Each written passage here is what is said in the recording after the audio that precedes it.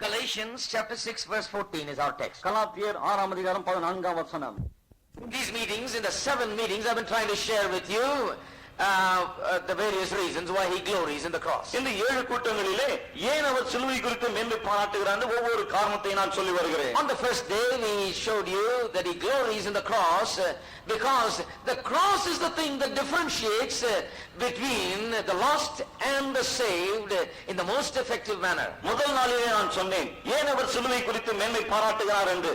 சிலுவை தான் ரட்சிக்கப்படாதவர்கள் ரட்சிக்கப்பட்டவர்களையும் ரட்சிக்கப்படாதவர்களையும் யார் என்று மிக தெளிவாய் வித்தியாசம் காட்டுகிறது என்று சொன்னேன். There is nothing that differentiates so effectively. இந்த அளவுக்கு பயனுள்ள விதத்திலே வேறு எதுவும் இப்படி வித்தியாசம் காட்டுவதில்லை. And he thinks that that is the most important distinction. இதுதான் மிக முக்கியமான ஒரு வித்தியாசம் என்று அவர் கருதுகிறார். The distinction of male, female, Greek and Jew and Greek and all other distinctions are nothing. The lost and saved distinction is the supreme distinction. இந்த ஆண் பெண் வித்தியாசம், யூதன் கிரேக்கன் என்ற வித்தியாசம், இந்த வித்தியாசம் ஒன்றும் பெரிய வித்தியாசம் கிடையாது. ரட்சிக்கப்பட்டவரா இல்லை என்ற வித்தியாசம் இருக்கிறது, அதுதான் மேல ஒரு வித்தியாசம். And that only the cross can draw the line. அந்த வித்தியாசத்திற்கு கோடு போடுவது சிலுவை மட்டுமே. Secondly, இரண்டாவது, he glories in the cross because it gives us the greatest display of God's character. தேவனுடைய குணாதிசயத்தை மிகப்பெரிய விதத்தில் சிலுவை காண்பிக்கிறது. ஆகவே அதில் அவர் மேன்மை பாராட்டுகிறார். We showed you that.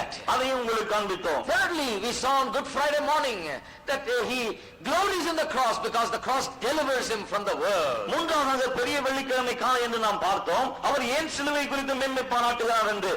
உலகத்திலிருந்து சிலுவை அவரை விடுவிக்கிறது. ஆகவே அவர் மேன்மை பாராட்டுகிறார். And last night we saw the glorious truth how that all humanity is under bondage to the devil and how it is the cross and cross only that can deliver us from the power of the devil. நேற்றைய தினம் இரவு எப்படி மனுக்குலம் அனைத்தும் பிசாசுடைய கட்டுக்குள்ளாய் இருக்கிறது, சிலுவை மட்டுமே அவனுடைய பிடியிலிருந்து நம்மை விடுவிக்க கூடியதா இருக்கிற இந்த மேன்மையான மகிமையான ஒரு சத்தியத்தை நாம் கேட்டோம். And today we are going to consider reason number 5. இன்றைக்கு 5வது காரணத்தை நாம் பார்க்க போகிறோம். Why does he glory in the cross? ஏன் சிலுவை குறித்து அவர் மேன்மை பாராட்டுகிறார்? He glories in the cross because it is the cross that can bring true unity and peace in this world. இந்த உலகத்திலே உண்மையான ஒரு ஒற்றுமையை சமாதானத்தை கொண்டு வரக்கூடியது சிலுவை மட்டுமே.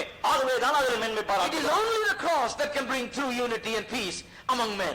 மனிதர்கள் மத்தியிலே உண்மையான ஒரு ஐக்கியத்தையும் ஒற்றுமையும் சமாதானத்தை கொண்டு வரக்கூடியது சிலுவை மட்டுமே. Now let us consider this. இதை நாம் இப்போது பார்ப்போம். The present situation of the world is something that is known to all of us. தற்போதைய உலக சூழ்நிலையை நாம் எல்லாரும் அறிந்திருக்கிறோம். The world and the countries, the nations of the world are filled with great tension and strife and hatred and fightings and war.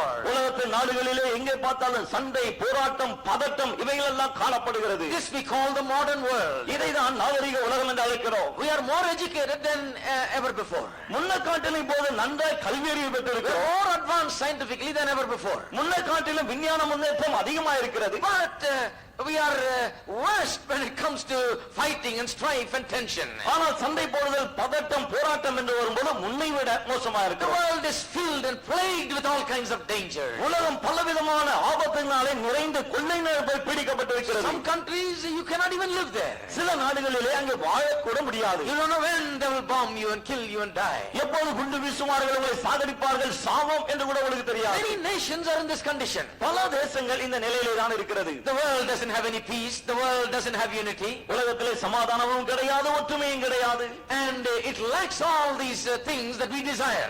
நாம் விரும்புகிற இந்த காரியங்கள் எதுவுமே உலகத்திலே இல்லை. What is wrong with this world? இந்த உலகத்திலே உள்ள கோளாறு தான் என்ன? Why is this world like this? ஏன் இந்த உலகம் இப்படி இருக்கிறது? In the recent times we have seen it even at our doorsteps, even in our own place where we live. சமீப காலங்களிலே நாம் வாழ்கிற நம்முடைய சொந்த இடங்களிலே நாம் பார்க்கிறோம். And how people have died due to bombings and on all these kinds of things. குண்டு வெடிப்பினாலே பல காரியங்களாலே மக்கள் எப்படியெல்லாம் செத்தார்கள் என்று நாம் பார்த்தோம். How this ruin and destruction is taking place all around us. நம்மை சுற்றிலும் எப்படி இந்த அழிவும் நாசமும் உண்டாகிறது என்று நாம் பார்த்தோம். People are afraid. மக்கள் பயப்படுகிறார்கள். Many people are lamenting and saying, what is the country coming to? அநேகர் புலம்புகிறார்கள், தேசம் ஏன் இந்த நிலைமைக்கு வந்திருக்கிறது? Why are we becoming like the rest of the world? ஏன் மற்ற உலகத்தை போல நாம மாறிக்கொண்டிருக்கிறோம்? Why is the world like this? ஏன் உலகம் இப்படி இருக்கிறது? What is the problem with this world? இந்த உலகத்தின் பிரச்சனை தான் என்ன? Why so much strife? ஏன் இந்த அளவுக்கு பதவி? Why all this tension? ஏன் இவ்வளவு பதட்டம்? Why are we plagued by all these dangers in this world? ஏன் இந்த உலகத்தின் ஆபத்துகள் கொள்ளைகள் போய் நம்ம பிடித்திருக்கிறது? Why do we hate each other? ஏன் ஒருவரோடு அவ்வளவு வெறுக்கிறோம்? Why do we fight and kill and murder? ஏன் சண்டை போடுகிறோம், கொலை செய்கிறோம்? Why do we destroy one another? ஏன் ஒருவரோடு அழித்துக் கொள்ளுகிறோம்? Well, the Bible gives us the right reason. வேதம் சரியான காரணத்தை நமக்கு That's கொடுக்கிறது. why I preach the Bible, my friend. ஆகவேதான் நான் வேதத்தை பிரசங்கிக்கிறேன் என்பது. I am not a politician here to give you my opinion. என்னுடைய அபிப்பிராயங்களை சொல்ல நான் ஒன்றும் அரசியல்வாதி அல்ல. I am a preacher of the Bible. நான் வேதத்தை பிரசங்கிக்கிற பிரசங்கியா. I'm going to take it from the Bible and show you why this world. I am talking about the whole world. Why is it like this? நான் இந்த முழு உலகத்தை பற்றி பேசுகிறேன். ஏன் அது அப்படி இருக்கிறது வேதத்திலிருந்து நான் உங்களுக்கு காண்பிக்கிறேன். First of all, I want to show you why it's like that, and then I'll show you what can deliver us from that world. முதலாவது இந்த உலகம் ஏன் இப்படி இருக்கிறது என்று உங்களுக்கு காண்பிக்க போகிறேன். பிறகு இதிலிருந்து எது நம்மை விடுவிக்க முடியும் என்று நான் உங்களுக்கு I want காண்பிக்க to show you போகிறேன். what can bring true unity and peace. உண்மையான ஒற்றுமை சமாதானத்தை எது கொண்டு வர முடியும் என்று காண்பிக்க Now, போகிறேன். what does the Bible say? வேதம் என்ன சொல்லுகிறது? The Bible says that this present world is an evil world. வேதம் சொல்லுகிறது இந்த தற்போதைய உலகம் துன்மார்க்கமான ஒரு உலகம் என்று. It is an evil world that we live in. நாம் ஒரு தீமை நிறைந்த உலகத்திலே வாழ்ந்து வருகிறோம். All this strife and tension and fighting and all that stuff that you see, evil you see, is part of this world. இந்த சண்டை, போராட்டம், பதட்டம் போன்ற தீமைகள் பார்க்கிறீர்கள், எல்லாமே உலகத்தின் ஒரு பகுதியா இருக்கிறது. It is not just happening now. இது வெறுமனே இப்போதுதான் நடக்கிற காரியம் If அல்ல. you read history, you will know that it has happened from always it has happened. சரித்திரத்தை வாசித்தால் நீங்கள் எப்போதும் அது நடப்பதை காணலாம். Ever since man fell into sin, this has been the condition of the world. மனிதன் என்றைக்கு பாவத்தில் விழுந்தானோ அது முதற்கொண்டு மனிதனுடைய நிலைமை இப்படிதான் இருந்து வருகிறது. Some of the things that I am referring to may be more dramatic than other things, but nevertheless, all this evil has been a part of the world. நான் சொல்லுகிற சில காரியங்கள் ஒருவேளை நாளையோரம் போல உங்களுக்கு தோன்றலாம், ஆனால் எல்லாமே இந்த உலகத்தின் ஒரு பகுதியாகத்தான் இருக்கிறது. And now and then it manifests its ugly head through all the bombings and evil and atrocities. இப்போதும் அப்போதும் இந்த காரியங்கள், இந்த அட்டூழியங்கள், குண்டுவெடிப்புகள் போன்ற பல்வேறு சம்பவம் மூலமாக தலை துலுக்குகிறது. Now we need to realize today that this problem is not just a world problem. We shouldn't just talk about it as a general problem in the world. இந்த பிரச்சனையை உலகத்திலே பொதுவாக இருக்கிற பிரச்சனை என்று நாம் எண்ணி அப்படி பேசக்கூடாது. We shouldn't just talk about it as a problem in some nations of this world. அல்லது தேசத்தின் உலகத்தினுடைய ஒரு சில நாடுகளில் மட்டும்தான் இருக்கிற பிரச்சனை என்று பார்க்க கூடாது. No. கூடாது. The world consists of people. உலகம் மக்களால் நிறைந்திருக்கிறது. It is individuals that make up the world. தனிப்பட்ட மனிதர்கள் தான் ஒரு உலகமாகிறார்கள். Nation is a collection of individuals. ஒரு தேசம் என்று சொன்னால் நிறைய தனிப்பட்ட நபர்கள் அதில் இருக்கிறார்கள். So the nation is in the condition that the individuals are in. ஆகவே தனிப்பட்ட நபர்கள் எந்த நிலையில் இருக்கிறார்களோ அந்த தேசம் அந்த நிலையில தான் இருக்கிறது. So the nation and the individual are the same. ஆகவே அந்த தனியாலும் சரி அந்த தேசமும் சரி ஒன்றாய் தான் இருக்கிறார்கள். So we should not just look at it generally in terms of the world or nation. ஆகவே பொதுவாக உலகத்திலே அல்லது பொதுவாக அந்த நாட்டில் அப்படி இருக்கிறது என்று நினைக்க We கூடாது. should concentrate on the individual and the condition of the individual person. தனிப்பட்ட மனிதனையும் அவனுடைய நிலை எப்படி இருக்கிறது என்பதை தான் நாம் பார்க்க வேண்டும். Not only the nations and the big groups like that, there are small units like the family in which there is strife and tension and fighting and war within the family. பெரிய பெரிய நாடுகள் தான் அப்படி இருக்கிறது நினைத்து விடக்கூடாது. குடும்பம் என்று எடுத்துக்கொண்டாலும் அதிலேயும் சண்டைகள், போராட்டங்கள், பதட்டங்கள் எல்லாம் நிறைந்து இருக்கிறது. Not just the nation fighting against nation. வெறும் நாடுகள் ஒன்றை ஒன்று எதிர்த்து சண்டை போடவில்லை. It is not one community or one group fighting against another group. அதில் ஒரு கூட்டம் இன்னொரு கூட்டத்தை எதிர்த்து போராடுகிறது என்றும் கிடையாது. It happens on all levels. Even a unit like a family, within that they fight with one another. எல்லா அளவிலும் நடக்கிறது. ஒரு குடும்பமா இருந்தாலும் அங்கும் அந்த சண்டைகளும் போராட்டங்களும் And I will இருக்கிறது. go as far as to say, even within one single individual, there is a war going on. Within himself, there is strife and tension and misery inside of him. இன்னும் கூட ஒன்றை நான் சொல்ல முடியும். ஒரு தனிப்பட்ட மனிதனை எடுத்துக்கொண்டால் அவனுக்குள்ளும் உள்ளே போராட்டங்கள், சண்டைகள், பதட்டம் போன்ற எல்லா காரியங்களும் காணப்படுகிறது. He is a man of conflicts. அவன் உள்ளே போராட்டத்தினால் நிறைந்திருக்கவனாக We are இருக்கிறான். born as creatures of conflict. நாம் இப்படி சண்டையிடுகிற ஒரு சிருஷ்டிகளாகவே காணப்படுகிறோம். Conflict is not only out there in the world, in the nation, in the family, and in all those places. Conflict is also within us. இந்த சண்டை போராட்டம் வெளியே தேசங்களிலே அல்லது குடும்பங்களிலே நாடுகளிலே மட்டுமல்ல நமக்குள்ளாகவும் காணப்படுகிறது. How many can say in this condition, how many can say really that you have real peace? எத்தனை பேர் இப்படிப்பட்ட ஒரு சூழ்நிலையிலே உண்மையான சமாதானத்தை பெற்றிருக்கிறேன் என்று சொல்ல முடியும்? Oh, there are people that will tell you very readily, I don't have peace. மக்கள் இருக்கிறார்கள், எனக்கு சமாதானமே இல்லை என்று உடனடியாக சொல்லி What விடுவார்கள். can bring peace?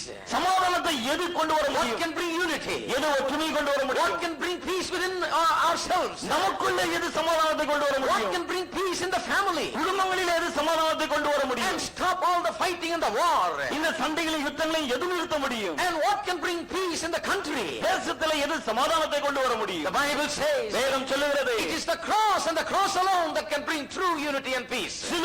சிலுவை மட்டுமே உண்மையான சமாதானத்தை ஒற்றுமையை கொண்டு வர முடியும் That என்று is why Paul glories in it. ஆகவேதான் பவுல் அதிலே மேன்மை பாராட்டுகிறார் Because the cross, he looks at what the cross has done. ஏனென்றால் சிலுவை என்ன செய்திருக்கிறது என்பதை அவர் பார்க்கிறார் Now we'll get into it more. இப்போது அவருக்குள்ளாய் சற்று ஆழமாய் செல்வோம் Paul looks at what the cross has done. சிலுவை என்ன செய்திருக்கிறது என்பதை பவுல் பார்க்கிறார் He notices one particular thing that cross has done.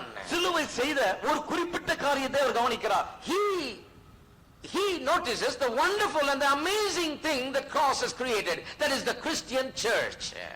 சிலுவை உருவாக்கி இருக்கிற அற்புதமான ஆச்சரியமான ஒரு காரியத்தை அவர் பார்க்கிறார் அதுதான் கிறிஸ்தவ சபை Why do I say the Christian church is the most amazing, most wonderful thing? மிக ஆச்சரியமான வியப்பான காரியம் கிறிஸ்தவ சபை என்று ஏன் நான் சொல்லுகிறேன் Today you may not understand why the church is a wonderful, amazing thing. சபை ஏன் ஆச்சரியமான வியப்பான காரியம் என்று ஒருவேளை இன்றைக்கு நீங்கள் புரிந்து கொள்ளாமல் இருக்கலாம் That's why I'm going to explain it. ஆகவே தான் நான் அதை விளக்க போகிறேன் Paul, there is nothing more amazing in his time to see the church of Jesus Christ. பவுலை பொறுத்தவரையிலே இயேசு கிறிஸ்துவின் சபையை பார்க்கிறதை விட வேறு எதுவுமே அவருக்கு அவ்வளவு வியப்பானதில்லை He's amazed at it. அவர் அதை கண்டு ஆச்சரியப்படுகிறார் Why? What's there in the church? ஏன் சபையில என்ன இருக்கிறது I'll tell you. நான் உங்களுக்கு The சொல்லட்டேன் church of that day consisted of the Jews and the Gentiles. அந்த நாளில் இருந்த சபையிலே யூதர்களும் இருந்தார்கள் புறஜாதிகளும் இருந்தார்கள் What is so amazing and wonderful about Jews and the Gentiles being together? யூதர்கள் புறஜாதிகள் ஒன்றா இருக்கிறாங்களே இதுல என்ன பெரிய ஆச்சரியமான விசேஷமான It is காரியம் wonderful and amazing because these two groups are always fighting and always against one another. You could never, nothing in this world could bring these two groups together. இந்த இரண்டு கூட்டமும் எப்போதும் ஒன்றை ஒன்று எதிர்த்து போராடினது இந்த ரெண்டு கூட்டத்தை ஒன்றை சேர்க்கவே முடியாது இவர்கள் சபையில ஒன்றா இருந்தார்கள் ஆகவேதான் அது ஆச்சரியம் வியப்பான காரியம் You have never seen anyone fight like the Jew and the Gentile fight. இந்த யூதனும் புறஜாதிகளும் சண்டை போடுவதை போல வேறு யாரும் போடுவதை நீங்கள் பார்த்திருக்க முடியாது The Jews had such terrible attitude about the Gentiles. யூதர்கள் இந்த புறஜாதிகளை அந்த அளவுக்கு கடுமை எதிர்த்தார்கள் The Jews thought that they are people of God. யூதர்கள் என்ன நினைத்தார்கள் நாங்கள் தான் தேவனுடைய மக்கள் And they looked at the rest of the world and said, these are all people that God created as firewood for hell. மற்ற மக்கள் எல்லாம் பார்த்து என்ன சொன்னார்கள் நரகத்திலே இந்த மக்களை அடுப்புக்கு விறகாக தேவன் உண்டாக்கி இருக்கிறார் என்று He's going to use them for that. அதற்காக தான் பயன்படுத்த No போகிறோம் salvation for them. இந்த ஆட்களுக்கு ரட்சிப்பே கிடையாது No gospel for them. இவர்களுக்கு சுவிசேஷமே கிடையாது They're all people who will perish. இவர்கள் எல்லாரும் நாசமாய் போக They had போகிறவர்கள் very bad attitude. இப்படிப்பட்ட ஒரு எண்ணம் கொண்டு இருந்தார்கள் They called the Gentiles dogs. புறஜாதிகளை நாய்கள் என்று Now, அழைத்தார்கள் if you call anybody dog, that person is not going to keep quiet. யாரையாவது நாயின்னு சொன்னா அவன் நிச்சயமா அமைதியா இருக்க So மாட்டான் they turned around and called the Jews pigs. ஆகவே அவர்கள் யூதர்களை பன்றிகள் என்று அழைத்தார்கள் So one calling the other dog and the other calling this person pig. ஆகவே இவர் அவரை நாய் என்றார் அவர் இவரை பன்றி என்றார் This is the fight that they were having. அவர்கள் இந்த சண்டையை தான் போட்டுக் கொண்டிருந்தார்கள் I one time read some place about what the attitude of the Jews toward the Gentiles. ஒரு முறை இந்த யூதர்கள் புறஜாதிகளை குறித்து என்ன கொண்டிருந்தார்கள் என்று ஒரு புத்தகத்தில் வாசித்தேன் In those days, it was common for the walls to fall down as an accident. அந்த நாட்களிலே ஒரு விபத்து ஏற்பட்டு இந்த மதில்கள் கீழே விழுவது சகஜமாம் And people will be caught under the ruin of that wall. அந்த மதில் இடிந்து விழுவது மக்கள் அதற்கு அடியிலே சிக்கிக் கொள்வார்கள் And if it happens on a Sabbath day, nobody can go and rescue the person who's caught under the thing. ஒரு ஓய்வு Among the நாள் Jews. ஒரு யூதர் மத்தியிலே ஒருவேளை ஓய்வு நாளிலே வந்த சுவர் விழுந்து அந்த அடியிலே யாராவது போய் மாட்டிக்கொண்டால் அவர்கள் அவனை போய் காப்பாற்ற கூடாது தூக்கி எடுக்க கூடாது There is a limit, there is a limitation to what they can do. அவர்கள் செய்யக்கூடியதுக்கு ஒரு எல்லை வகுத்து வைத்திருந்தார்கள் They can go there and remove the ruin there and see just a little bit, just see the face enough to find out whether he's a Jew or a Gentile. அவர்கள் அங்க போய் அந்த கல்லெல்லாம் கொஞ்சம் அகற்றி அவன் யூதனா புறஜாதியானா என்று பார்க்கலாம் அந்த அளவுக்கு தான் அனுமதித்திருந்தார்கள் If they find that he's a Jew, they'll just pull him out just a little bit so he can breathe and lay there until the Sabbath day is over, so that they can rescue him later on. அவனை யூதன் என்று கண்டால் மூச்சு விடுகிற அளவுக்கு கொஞ்சம் இந்த கல்லுகளை அகற்றி அப்படியே விட்டு விடுவார்கள் எது வரைக்கும் ஓய்வு நாள் முடிகிற வரைக்கும் If they cleared everything, then they're working and it's against their law. எல்லா கல்லுகளையும் எடுத்து போட்டால் வேலை செய்வதாகிவிடும் அது நியாயப்பிரமாணத்துக்கு எதிரானது But nevertheless, they will save him enough. ஆனாலும் போதுமான அளவுக்கு அவனை காப்பாற்றி But if விடுவார்கள் they knew a Gentile was there, ஆனால் புறஜாதியான் என்று அறிந்தால் they'll just leave him there to die. அப்படியே சாகும்படி விட்டு Now you விடுவார்கள் can understand the kind of enmity that they had. என்ன விதமான பகை அவருக்குள்ள இருந்தது என்பதை இதன் மூலம் நீங்கள் புரிந்து கொள்ளலாம் Terrible strife. பயங்கரமான சண்டை. It was utterly impossible for these two groups to come இந்த ரெண்டு கூட்டம் ஒன்று சேருவது என்பது சுத்தமாய் முடியாத ஒன்று. Now today we have communities and groups that fight against each other. இன்றைக்கும் ஜாதிகளும் சில சமுதாயங்களும் ஒன்றை ஒன்று எதிர்த்து போராடுகின்ற சண்டை போடுகின்றன. I tell you, this is nothing. The greatest fight was between the Jews and the Greeks, Jews and the Gentiles. இந்த சண்டையெல்லாம் ஒன்றுமே கிடையாது. யூதனும் புறஜாதியும் போட்ட சண்டையோடு ஒப்பிடும்போது. So that is why the church is the most amazing and most wonderful thing to the apostle Paul. ஆகவே தான் அப்போஸ்தலனாகிய பவுலுக்கு சபை அவ்வளவு ஆச்சரியமான வியப்பான ஒன்றாக இருந்தது. To him personally it is amazing because he was a very proud Jew himself who hated the Gentiles. அவரை பொறுத்தவரை தனிப்பட்ட முறையிலே அவருக்கு ஆச்சரியம். ஏனென்றால் இவர் ஒரு யூதனாயிருந்து இந்த புறஜாதிகளை அந்த அளவுக்கு வெறுத்தவர். He was a proud Jew. இவர் பெருமை படைத்த He யூதன். reveled in the fact that he was a Jew. அவர் யூதனாய் இருந்தாலும் அதிலேயே மேன்மை பாராட்டினவர். He despised the Gentiles. புறஜாதிகளை பரியாசம் செய்தவர். But now he finds this a most amazing, extraordinary thing. ஆனால் இது இப்போது அசாதாரணமான காரியமாய் வியப்பான காரியமாய் He தோன்றுகிறது. finds that the Jews and Gentiles are sitting in church, joining hands together, worshipping and praising God, loving one another. யூதர்களும் புறஜாதிகளும் சபையில ஒன்றாக இருந்து கொண்டு கைகளை கோர்த்து கொண்டு ஆண்டவரை துதிக்கிறார்கள், பாடுகிறார்கள், ஒருவரை நேசிக்கிறார்கள். Now let's read about it. அதை குறித்து நான் வாசிப்போம். Ephesians chapter 1 verse 11 to 13. எபேசியர் 1 முதல் 13 வரை. He says to them, அவளை பார்த்தவர் சொல்லுகிறார், in whom also we have obtained an inheritance, being predestined according to the purpose of him, who worketh all things after the counsel of his own will. மேலும் கிறிஸ்துவின் மேலும் உன்னை நம்பிக்கையா இருந்த நாங்கள் அவருடைய மகிமைக்கு புகழ்ச்சியா இருக்கும்படிக்கு. Now he is talking about themselves. When he says we, he says he's talking about the Jews. நாங்கள் என்று சொல்லும்போது இங்கே யூதர்களை குறித்து பவுல் That we குறிப்பிடுகிறார். should be the praise of his glory who first trusted in Christ. தமது சித்தத்தின் ஆலோசனைக்கு தக்கதாக எல்லாவற்றையும் நடப்பிக்கிறவருடைய தீர்மானத்தின்படியே நாங்கள் முன்குறிக்கப்பட்டு கிறிஸ்துவுக்களுடைய சுதந்திரமாக தெரிந்து He கொள்ளப்பட்டோம். said we first trusted in our Christ. சொல்லுகிறார், முதலாவது நாங்கள் கிறிஸ்துவை The விசுவாசித்தோம். Jews, யூதர்கள் we first trusted in Christ. முதலாவது நாங்கள் தான் கிறிஸ்துவை And விசுவாசித்தோம். then he says, அதன் பிறகு அவர் verse சொல்லுகிறார், 13, 13 in whom you also trusted. நீங்களும் அதை After கேட்டு that you heard the word of truth, the gospel of your salvation. நீங்கள் உங்கள் ரட்சிப்பின் சுவிசேஷமாகிய சத்திய வசனத்தை கேட்டு விசுவாசிகளான போது He is most amazed with that. இவர் அதில் He ஆச்சரியப்படுகிறார். says we trusted it. அவர் சொல்லுகிறார், நாங்கள் அதை விசுவாசித்தோம். We are the ones to whom Jesus came first. எங்களுக்காக தான் இயேசு முதலாவது வந்தா, We trusted him. நாங்கள் அவர் But then விசுவாசித்தோம். you also believed and trusted. பிறகு நீங்களும் நம்பி விசுவாசித்தீர்கள். This thing amazes him so much that he keeps on repeating it in the epistle to the Ephesians. இந்த காரியம் அவருக்கு அவ்வளவு வியப்பா இருக்கு. திரும்ப திரும்ப இந்த நிருபத்திலே அதை பற்றி பேசுகிறார். Chapter 2 also he says it. இரண்டாம் அதிகாரத்திலேயும் அதையே சொல்லுகிறார். Verse 11 onwards. 11ஆம் வசனத்திலிருந்து, Wherefore remember that ye being in time past Gentiles in the flesh, who are called uncircumcision, by that which is called the circumcision in the flesh made by hands. ஆனபடினாலே முன்னே மாம்சத்தின்படி புறஜாதியாராய் இருந்து மாம்சத்தில் கையினாலே செய்யப்படுகிற விருத்த சேதனம் உடையவர்களால் விருத்த சேதனம் இல்லாதவர்கள் என்னப்பட்ட நீங்கள். Now he's talking about the Gentiles. புறஜாதிகளை குறித்து பேசுகிறார். That at that time you were without Christ, being aliens from the commonwealth of Israel and strangers from the covenant of promise, having no hope and without God in this world. அக்காலத்திலே கிறிஸ்துவை சேராதவர்களும் இஸ்ரவேலுடைய காணியாட்சிக்கு புறம்பானவர்களும் வாக்குத்தத்தத்தின் உடன்படிக்கைகளுக்கு அந்நியரும் தேவனற்றவர்களுமாய் இருந்தீர்களென நினைத்துக் கொள்ளுங்கள். He's talking about the Gentiles. புறஜாதிகளை குறித்து பேசுகிறார். Now notice, இப்போது he is கவனியுங்கள். very amazed. இவர் மிகவும் He really ஆச்சரியப்படுகிறார். believes this. அவர் மெய்யாகவே இதை He says, நம்புகிறார். but now in Christ Jesus, you who are sometimes far off are made nigh by the blood of Christ. முன்னே தூரமா இருந்த நீங்கள் இப்போது கிறிஸ்து இயேசுவுக்குள் கிறிஸ்துவின் இரத்தத்தினாலே சமீபமானீர்கள். For he is our peace, அவரே நம்முடைய சமாதானமா who இருக்கிறார். hath made us both one and hath broken down the middle wall of partition between us, இரு திறத்தாரையும் ஒன்றாக்கி பகையாக நின்ற பிரிவினையாக நடுச்சுவரை தகர்த்து, having abolished in the flesh the enmity, even the law of the commandments contained in ordinances, for to make in himself of twain one new man, so making peace. சட்ட திட்டங்களாகிய நியாய பிரமாணத்தை தம்முடைய மாம்சத்தினாலே ஒழித்து இரு திறத்தாரையும் தமக்குள்ளே ஒரே புதிய மனுஷனாய் சிருஷ்டித்து இப்படி சமாதானம் பண்ணினார். He is so amazed. இவர் அந்த அளவுக்கு He says ஆச்சரியப்படுகிறார். something wonderful has taken place. அற்புதமான ஒன்று நடந்திருக்கிறது. The impossible has happened. நடக்க முடியாதது நடந்திருக்கிறது. The Jew and the Gentile have come together. யூதர்களும் புறஜாதிகளும் ஒன்றாகி They விட்டார்கள். are one in the Christian church, கிறிஸ்தவ சபையிலே ஒன்றாயிருக்கிறார்கள். worshiping the same God, ஒரே தேவனை ஆராதிக்கிறார்கள், glory in the same Savior, ஒரே இரட்சகரிலே மகிமைப்படுகிறார்கள். and this is the reason he glories in the cross. இதற்காக தான் சிலுவை குறித்து அவர் மேன்மை He பாராட்டுகிறார். knows that the cross can do what is impossible by man, by government, by agencies of the world. மனிதனாலே, அரசாங்கத்தாலே, உலகத்தில் உள்ள மற்ற காரியங்களால முடியாதவைகள் சிலுவையினாலே முடியும் என்று போல அறிந்திருந்தார். He knows that if it can happen among the Jews and Gentiles, யூதர்கள் புறஜாதிகள் மத்தியிலே இப்படி நடக்க முடியும் என்றால், if Jew and Gentile can come together, then anybody can come together. யூதனும் புறஜாதியான ஒன்றாக முடியும் என்றால் பிறகு யார் வேண்டுமானாலும் ஒன்றாக முடியும். Any two communities can come together. எந்த இரு சமுதாயங்களும் ஒன்றாக முடியும். Anybody can be brought together. யாராலும் ஒன்றுபட முடியும். Now let's consider our world. இப்போது நம்முடைய உலகத்தை நாம் I don't பார்ப்போம். want to just talk about 2000 years ago. 2000 வருஷத்துக்கு முன்னாடி பார்த்து மாத்திரம் பேச What விரும்புகிறேன். about our world? நம்முடைய உலகத்தை பற்றி என்ன?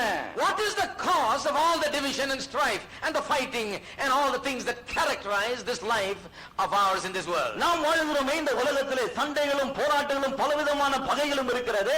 இதற்கெல்லாம் காரணம் என்ன? The Bible always identifies the cause. வேதம் எப்போதுமே அந்த காரணத்தை அடையாளம் காட்டுகிறது. That's the big question. What is the cause? Why is it like this? மிகப்பெரிய கேள்வி அதுதான். காரணம் என்ன? ஏன் இப்படி இருக்கிறது என்று. Why all this tragedy, trouble, war and discord?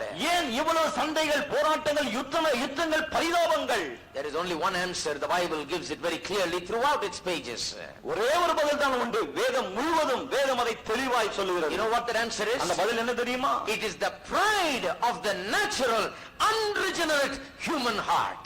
மறுபடியும் பிறக்காத ஜென்ம சுபாவம் உள்ள மனுஷனுடைய இருதயத்தின் பெருமைதான் அதற்கு Let me காரணம். say it again. மறுபடியும் சொல்லுகிறேன். The cause for all the tragedy that we see around, and all the trouble, and all the disasters that we see around in this world, this evil world, is this: the pride of the natural, unregenerate human heart.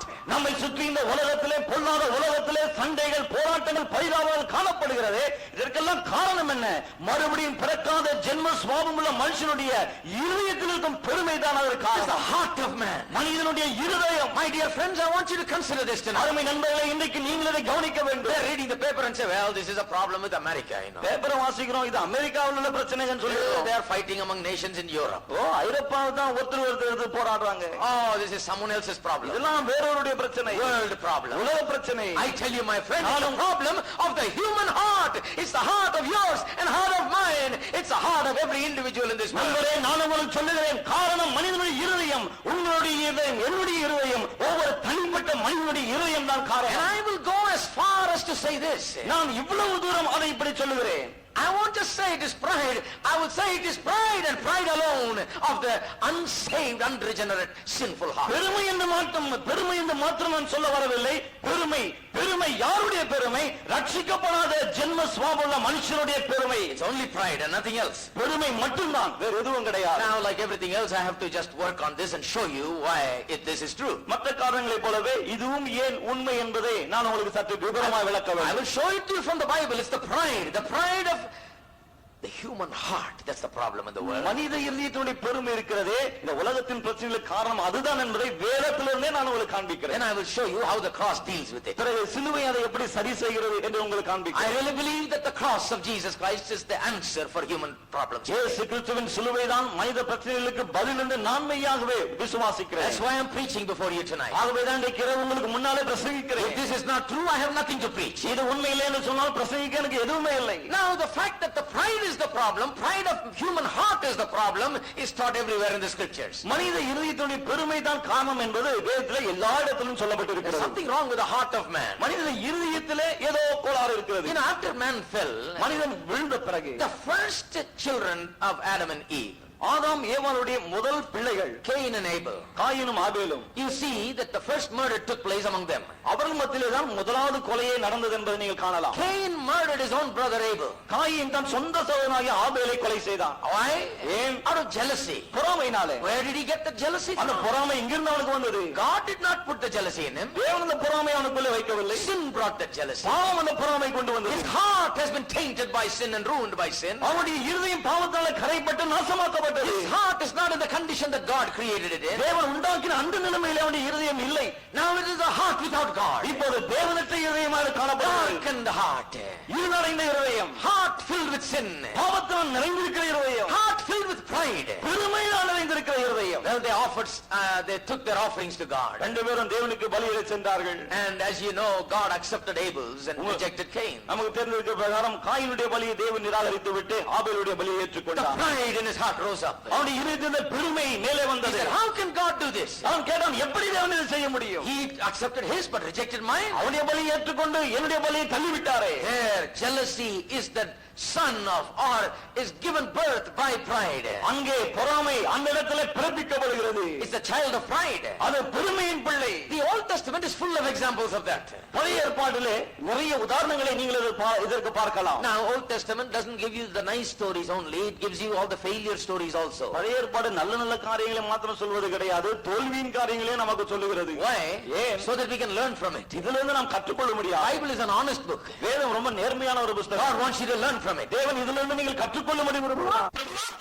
When you see the heart of man. பழைய ஏற்பாடு முழுவதும் மனிதனுடைய இருதயத்தை நீங்கள் காணலாம். In fact, God had to destroy the entire world one time, except one family, because the wickedness of the heart was unbearable. Too much. சொல்ல போனால் ஒரு சமயத்திலே ஒரு குடும்பத்தை தவிர முழு உலகத்தையும் தேவன் அழிக்க வேண்டியதாக ஏன்னு சொன்னா அந்த இருதயத்தினுடைய பொல்லாப்பு தாங்க முடியாத அளவுக்கு போய்விட்டது. Now get the picture of the human heart. இப்பதான் மனுஷனுடைய இருதயத்தினுடைய நிலைமை உங்களுக்கு How புரியும். many of you have never realized that this is the kind of thing that is in us? அநேகர் இப்படிப்பட்ட காரியம் தான் நமக்குள்ள இருக்கிறது என்பதை இப்போது உணர்வீர்கள். Now, without going into all the examples, let me give you just one reference from Old Testament. எல்லா உதாரணங்களையும் பார்க்காமல் பழைய ஏற்பாட்டில் ஒரே ஒரு காரியத்தை மட்டும் நான் குறிப்பிடுகிறேன். Jeremiah, the prophet of God, saw it very clearly. Saw the human heart and its boasting and its pride. தேவனுடைய தீர்க்கதரிசியாகிய எரேமியா மனிதனுடைய இருதயத்தை கண்டான். அது எவ்வளவு பெருமை படைத்தது திருக்கானது என்பதை கண்டான். He said, அவன் சொன்னான், Jeremiah 9:23 and 24. Jeremiah 9:23-24 Thus saith the Lord, let not the wise man glory in his wisdom, neither let the mighty man glory in his might. Let not the rich man glory in his riches. ஞானி தன் ஞானத்தை குறித்து மேன்மை பாராட்ட வேண்டாம். பராக்கிரமத்தன் பராக்கிரமத்தை குறித்து மேன்மை பாராட்ட வேண்டாம். ஐஸ்வர்யவான் தன் ஐஸ்வர்யத்தை குறித்து மேன்மை பாராட்ட வேண்டாம். Oh, Jeremiah's got an insight. எரேமியா ஆழமாய் புரிந்து கொள்கிறார். What's wrong with this world? இந்த உலகத்தில் என்னதான் பிரச்சனை? What's wrong with the people? மக்களிடத்தில் என்ன பிரச்சனை? Look at their boasting, my friend. அவருடைய பெருமையை மேன்மையை கொஞ்சம் பாருங்க. What is he boasting about? அவர் எதை குறித்து பெருமை பாராட்டுகிறார்? Wisdom, அவருடைய ஞானம், his might, அவருடைய his பராக்கிரமம், riches. அவருடைய ஐஸ்வர்யம். He says, let not them boast in that. அவன் சொல்லுகிறான், அவர்கள் அதில் மேன்மை பாராட்ட வேண்டாம். Let him glory in this, that he understandeth and knoweth me, and that I am the Lord, which exercises loving kindness, judgment, and righteousness in the earth. For these things I delight, say the Lord. மேன்மை பாராட்டுகிறவன் பூமியிலே கிருபையும் நியாயத்தையும் நீதியும் செய்கிற கர்த்தர் நான் என்று என்னை அறிந்து உணர்ந்திருக்கிறதை குறித்து மேன்மை பாராட்ட கடவுள் என்று கர்த்தர் சொல்லுகிறான். இவைகளின் மேல் பிரியமா இருக்கிற என்று கர்த்தர் சொல்லுகிறான். You can't give it more correctly. இதை விட சரியா சொல்ல முடியாது. He said, don't boast in all of those things. சொல்லுகிறான், இதெல்லாம் மேன்மை பாராட்ட வேண்டாம். Boast in God. தேவனிலே மேன்மை You பாராட்டு. see a man boasting in God, not boasting in anything else. மற்ற எதையும் குறித்து மேன்மை பாராட்டாமல் தேவனிலே மேன்மை பாராட்டுகிற மனிதரை பாருங்கள். That's a man whose heart has been changed. அவனுடைய இருதயம் தான் மாற்றப்பட்ட இருதயமுடைய He's a மனுஷன். saved person. அவன் ரட்சிக்கப்பட்டவன். He's delivered from that condition. அவன் அந்த நிலையிலிருந்து You விடுவிக்கப்பட்டிருக்கிறான். see a person who's boasting about his wisdom and his wealth and his might and all that. தன்னுடைய ஞானம், தன்னுடைய பராக்கிரமம், தன்னுடைய ஐஸ்வர்யத்தை குறித்து மேன்மை பாராட்டுகிற மனிதனை பாருங்கள். That's a typical human being in this world. இந்த உலகத்திலே சரியான மனுஷன் சொன்னா அவன் தான் மனுஷன். So we understand that this is the problem. ஆகவே இதுதான் பிரச்சனை என்பதை நாம் அறிந்து கொண்டோம். In the New Testament, there was a great division, another great division other than the Jews and the Greeks. யூதர்கள், கிரேக்கர்கள், Jews and the Gentiles. யூதர்கள் புறஜாதிகள் என்ற பிரிவினை தவிர புதிய ஏற்பாட்டில் இன்னொரு பெரிய ஒரு பிரிவினை இருந்தது. That is the Greeks and the rest of the world. அது என்ன? கிரேக்கர்கள், பிறகு மற்ற உலக மக்கள். Greeks are considered wise. கிரேக்கர்கள் ஞானிகள் என்று They கருதப்படுகிறார்கள். looked at the rest of the world, they said they are all unwise. உலகத்தில் மற்றவர்கள் பார்த்தவர்கள் எல்லாம் ஞானமே இல்லாதவர்கள் என்று So சொன்னார்கள். the world has always been filled with pride. ஆக உலகம் எப்போதும் பெருமையினால் தான் நிறைந்திருக்கிறது. Look at Philippians chapter 3 for a minute. உதாரணத்துக்கு பிலிப்பியர் 3ஆம் அதிகாரத்தை கொஞ்ச நேரம் Look பார்ப்போம். at the kind of pride that Paul had. பவுலுக்கு என்ன விதமான பெருமை இருந்தது என்று பாருங்கள். Before he came to Jesus Christ, அவர் கிறிஸ்து இயேசுவுக்குள்ளே வருவதற்கு முன்னாலே look at the kind of heart that he had. அவருக்கு என்ன விதமான இருதயம் இருந்தது என்று பாருங்கள். Though I might also have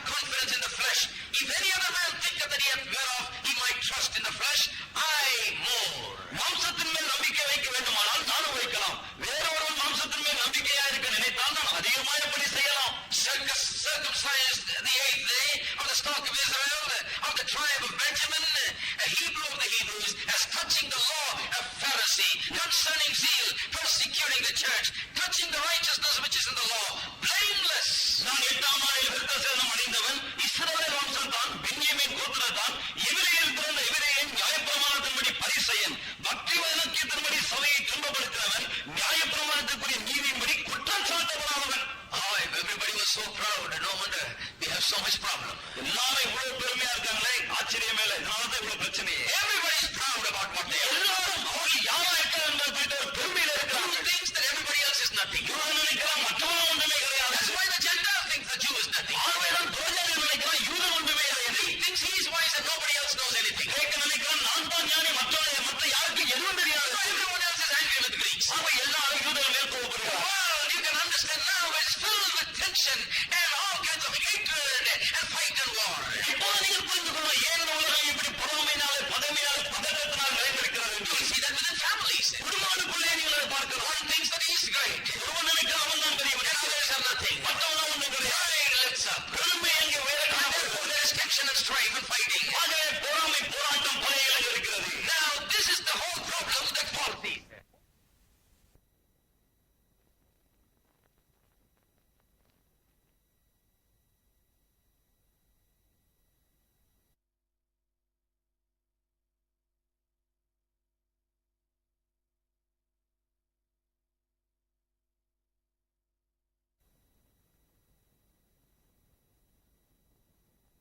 பிரச்சனை என்பதை காண்கிறார். He sees that the cross is the only thing that can deliver people from this. சிலுவை மட்டுமே மக்களிலிருந்து விடுவிக்க முடியும் என்பதை அவர் காண்கிறார். Pride is the problem. ஆகவே பிரச்சனை பெருமைதான். Pride in the human heart. மனித இருதயத்தில் இருக்கும் பிரச்சனை. Not some hearts. ஏதோ ஒரு சில இருதயங்கள் கிடையாது. Listen to this. இதை கவனிங்க. Yesterday when I was talking about the devil, நேற்று நான் பிசாசை பற்றி பேசின போது I told you every single person has been made subject to the devil. நான் உங்களுக்கு சொன்னேன் ஒவ்வொரு தனிப்பட்ட ஆளும் பிசாசுக்கு அடிமைப்பட்டிருக்கிறார் என்று. I hope you got it. புரிஞ்சுட்டீங்கன்னு நினைக்கிறேன். Every human being. ஒவ்வொரு மனிதனும் No one has succeeded against the devil. யாருமே அவனை எதிர்த்து வெற்றி பெறவில்லை. And I tell you today, இன்றைக்கு நான் உங்களுக்கு I சொல்கிறேன். am not talking about some bad people and some human heart. நான் ஒரு சில மோசமான மக்களை, ஒரு சில மனித இதயங்களை குறித்து மட்டும் பேசவில்லை. The Bible speaks about every heart. வேதம் எல்லா இருதயங்களை குறித்து பேசுகிறது. Every human being. ஒவ்வொரு மனிதனை குறித்தும். And what do they take pride in? எதிலே அவர்கள் பெருமைப்படுகிறார்கள்? Let me point out some things to you about what they take pride in. எதை குறித்து பெருமை பாராட்டுவது என்று ஒரு சில காரியங்களை நான் குறிப்பிடுகிறேன். I think you will identify with this. நீங்கள் இதோடு அடையாளம் காண்பீர்கள். You listen to me tonight, you will see the real problem. இன்னைக்கு எனக்கு செவி கொடுத்தால் உண்மையான பிரச்சனையை நீங்கள் காண்பீர்கள். You will see the problem that's there in your society and in your family and around you and inside of you. உங்கள் சமூகத்திலே, உங்களுடைய குடும்பத்திலே, உங்களை சுற்றி, உங்களுக்குள்ளே இருக்கக்கூடிய பிரச்சனையை நீங்கள் அடையாளம் காண்பீர்கள். And you will see what your heart's condition is. உங்களுடைய இதயத்தின் நிலைமை என்னவா இருக்கிறது என்பதை நீங்கள் காண்பீர்கள். And I hope to God that you will see the answer today in the cross. இன்றைக்கு சிலுவையிலே நீங்கள் பதிலையும் காண்பீர்கள் என்று கர்த்தருக்குள் நான் So நம்புகிறேன். what do these people take pride in? ஆகவே இந்த ஆட்கள் எதுவெல்லாம் என்னை பாராட்டுகிறார்கள்? First of all, they take pride in their birth. முதலாவது தன்னுடைய பிறப்பிலே மேன்மை பாராட்டுகிறார்கள். Look at the people. மக்களை பாருங்கள். They always are proud about their background. எப்பொழுதுமே தன்னுடைய பின்னணியை குறித்து ஒரு பெருமை அவர்களுக்கு இருக்கிறது. They're proud about what is their nationality. அவர்கள் எந்த தேசத்தை சேர்ந்தவர்கள் அதிலே ஒரு பெருமை. I'm an Indian. நான் ஒரு இந்தியன். I'm an American. நான் ஒரு அமெரிக்கன். I'm this. நான் இதுவா I இருக்கேன். am that. நான் அதுவா They இருக்கேன். take pride in color. நம்முடைய நிறத்திலே பெருமை. White. வெள்ளை. And the white people are proud about being white. வெள்ளையர்களுக்கு வெள்ளையனா இருக்கிறது குறித்து ஒரு பெருமை. And so the blacks saw that. ஆகவே கருப்பர்கள் இதை கண்டார்கள். They called what is called, they brought about what is called the black pride. அவர்கள் கருப்பு பெருமை என்று ஒன்றை கொண்டு வந்து Now, விட்டார்கள். in those days, they never called the blacks blacks. அந்த நாட்களில் கருப்பர்களை கருப்பர்கள் என்று அவர்கள் அழைக்கவில்லை. But there came a point in history where they said, we want to be called black. We are glad and happy we are blacks. We are proud we are blacks. If you are proud you are white, I am proud I am black. ஆனால் திடீரென்று ஒரு நாள் என்ன சொன்னார்கள்? நீ வெள்ளையனா இருக்கிறது குறித்து பெருமைப்படுவாய் என்றால் நானும் கருப்பனா இருக்கிறது குறித்து பெருமைப்படுவேன். இனி என்னை கருப்பன் என்று தான் அழைக்க வேண்டும். அதிலேதான் எனக்கு மேன்மை என்று So சொன்னார்கள். the Afro-Americans lifted up their fist like this and said, power, black power. ஆகவே இந்த ஆப்பிரோ அமெரிக்கன்ஸ் என்ன சொன்னார்கள்? முஷ்டி உயர்த்தி வல்லமை, அதிகாரம், கருப்பு அதிகாரம் என்றார்கள். Black pride. கருப்பு பெருமை. Oh, they take pride in that. அதிலே அவர்கள் பெருமை. Whites and blacks take pride in that. வெள்ளையர்களும் கருப்பர்களும் பெருமை பாராட்டுகிறார்கள். That is why all the tension. ஆகவேதான் இவ்வளவு பதட்டம். They're divided by color. அவர்கள் நிறத்தினாலே பிரிந்திருக்கிறார்கள். And Paul, just like all others, he knew that this was real and he himself took pride in his birth. பவுலோ மற்ற எல்லாரைப் போலவும் இது நிஜம் என்று கண்டார். இவரோ தன்னுடைய பிறப்பிலே அவ்வளவு பெருமை பாராட்டினார். And there is pride in their power. பிறகு அவருடைய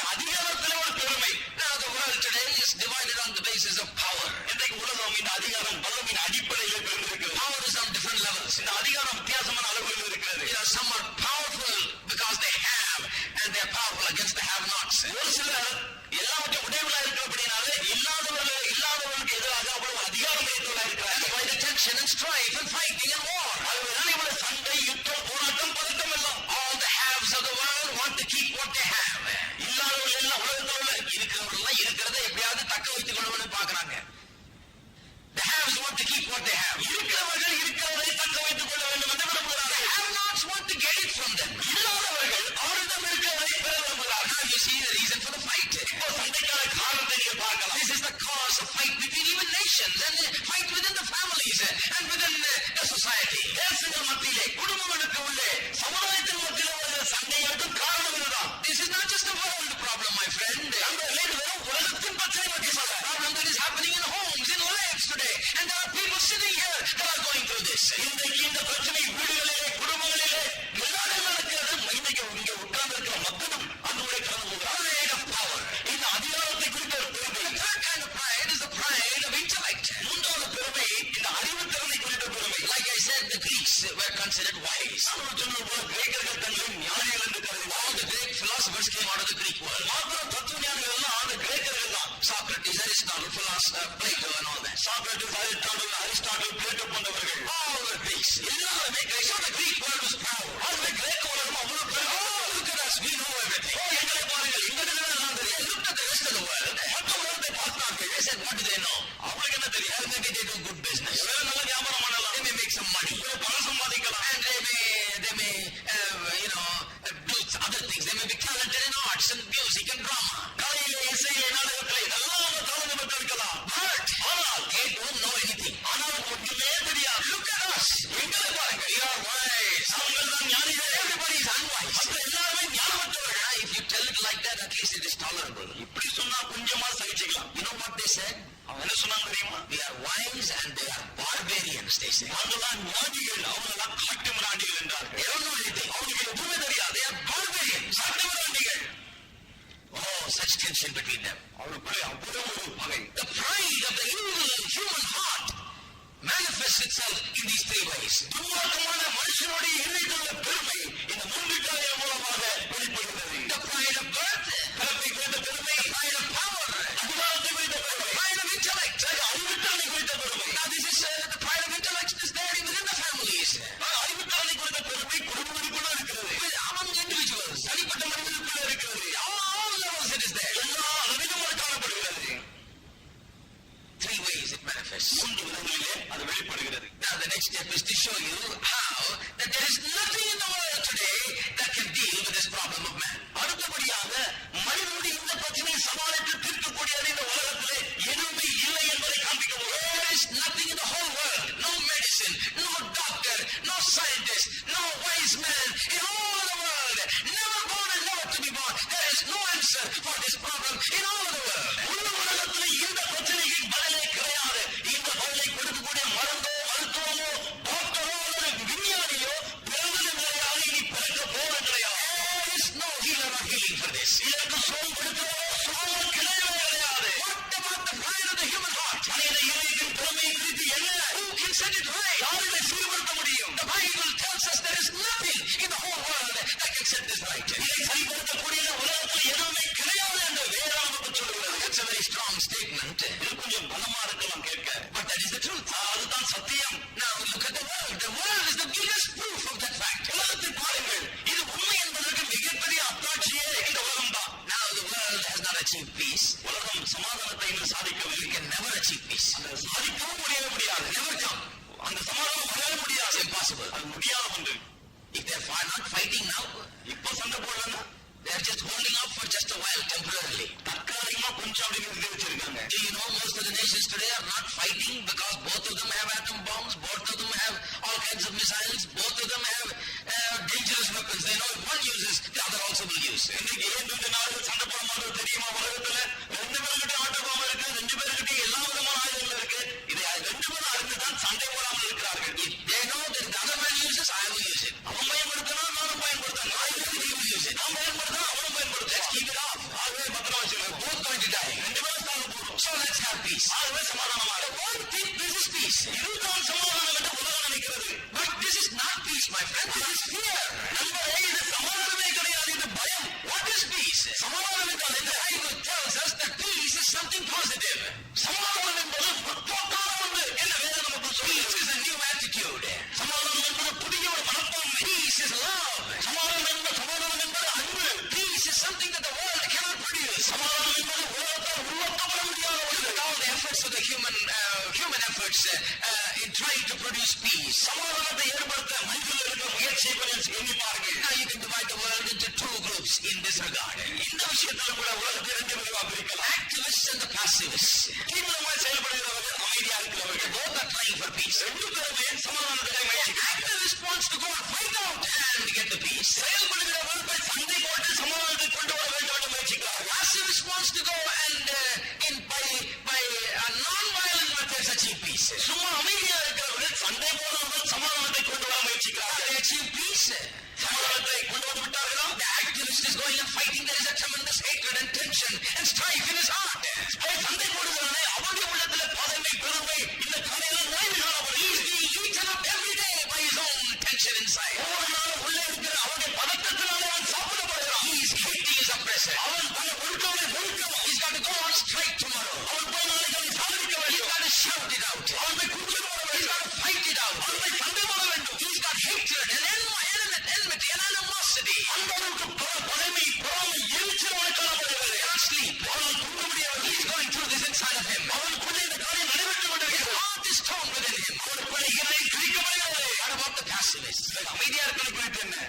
The non-violent people. இந்த வன்முறையை கையாளாதவர்கள். Now you may think, well, they are peaceful people, brother. நீங்க நினைக்கலாம் இவங்க சமாதானமான ஆட்கள். That's what the world calls them. உலகம் அப்படிதான் அவங்களை அழைக்கிறது. Pacifists are some of the most frustrated, angry people that are full of tension and strife inside of them. ஆனா அந்த அமைதியா இருக்கிற ஆட்கள் இருக்கிறார்களே, அவங்க ஒரு சிலர் உள்ளத்துல அவ்வளவு எல்லாருமே அமைதியா இருக்கிற மக்கள் எல்லாருமே உள்ளத்துல அந்த ஒரு விரக்தியோடு, பதட்டத்தோடு, பகைமையோடு நிறைந்திருக்கிறார்கள். people who call themselves non-violent, வன்முறையில் ஈடுபடாதவர்கள் என்று தங்களை அழைத்துக் கொள்கிற மக்கள், they still are not free from tension. அவர்களிடம் பதட்டத்திலிருந்து விடுதலையாகவில்லை. They say we will not fight it, but we will stand in silence. This is our procession, silent procession. என்ன சொல்றாங்க? சண்டை போட மாட்டோம், ஆனா அமைதியா பேரணி எடுப்போம்.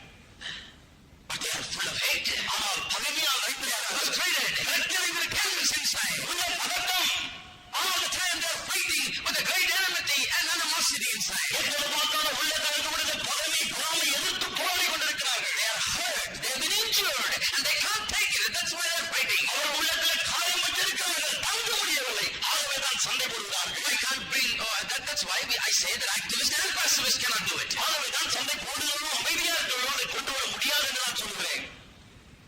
The world is in this condition. உலகம் இந்த நிலையில் இருக்கிறது. Man cannot bring peace. மனிதன் சமாதானத்தை கொண்டு வரவே முடியாது. What can bring peace? எது சமாதானத்தை கொண்டு வரும்? Paul thinks that the cross is the only thing that can bring peace. சிலுவை மட்டுமே சமாதானத்தை கொண்டு வரக்கூடியது என்று பவுல் நினைக்கிறார். There is nothing known to man that can deal with this problem of man's heart. மனிதனுடைய இதயத்தின் பிரச்சனையை சமாளிக்கக்கூடியது என்னென்று மனிதனுக்கு தெரியவே இல்லை. Paul has found that he's going to see the revelation, and he sees that the cross is the only thing that can bring peace and unity among men. Pavul அதை கண்டுபிடித்து விட்டார். மனிதர் மத்தியில் ஒற்றுமை, சமாதானத்தை கொண்டு வரக்கூடியது சிலுவை மட்டுமே என்ற ஒரு வெளிப்பாட்டை அவர் பெற்றுக் கொண்டார். Now, இப்போது let's come to the point. விஷயத்துக்கு வருவோம். I said all this to say this. இதை சொல்லத்தான் இப்பொழுது சொல்லிட்டு வந்தேன். How does the cross set us free from this problem? சிலுவை இந்த பிரச்சனைகளை எப்படி நம்மை விடுவிக்கிறது? I've told you what the problem is. பிரச்சனை என்னவென்று நான் உங்களுக்கு I've சொல்லிவிட்டேன். described it in detail. அதை விவரமாய் சொல்லிவிட்டேன். The problem is in every individual. பிரச்சனை ஒவ்வொரு தனிமனிதனுக்குள்ள இருக்கிறது. Every human heart. ஒவ்வொரு மனுஷ The இதயத்துக்குள்ள. pride of the human heart. ஒரு மனுஷ இதயத்தின் பெருமை. Pride manifests in three ways. பெருமை மூன்று நிலையில் வெளிப்படுகிறது. Told you about the human efforts மனித முயற்சிகளை பற்றி சொன்னேன். to achieve peace. சமாதானத்தை பெற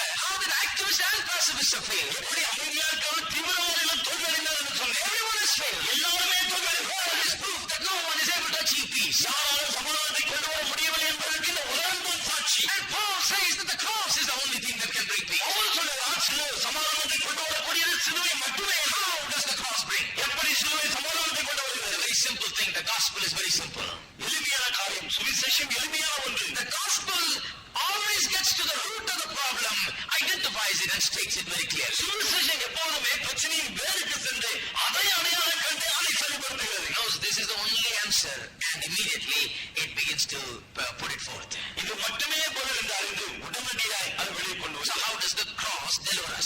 சிலுவை எப்படி நம்மை விடுவிக்கும்? How does it bring peace and unity? எப்படி ஒற்றுமை சமாதானத்தை அது கொண்டு வருகிறது? The first thing the cross does சிலுவை செய்யும் முதலாவது காரியம் is to show us ourselves.